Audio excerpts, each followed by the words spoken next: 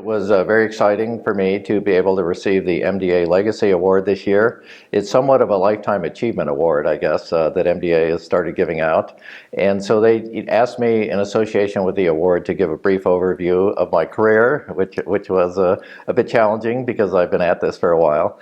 But I just kind of outlined some of the things that I've done that I thought are relevant to current therapeutics. And that spans actually all the way back to my graduate work, where we started developing muscle-specific promoters that have turned out to be very useful in gene therapy, which is surprising because we had no idea about gene therapy at the time we were doing that work. I transitioned from that into molecular genetics and began working on muscular dystrophy.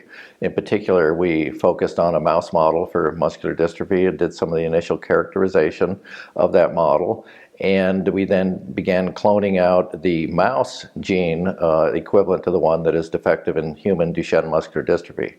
And initially we were planning on doing just structure function studies, trying to find out what this protein did and why, when it was missing, you got this devastating disease.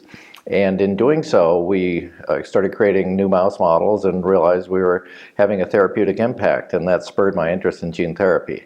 So the rest of my talk was just kind of summarizing how we went from there to developing different vectors and how we started working with AAV vectors and discovered for the first time that you could use AAV to deliver genes body-wide to the muscles, and combine that with some of our work with some of the dystrophin clones, and developed a couple of vectors that we called microdystrophin vectors.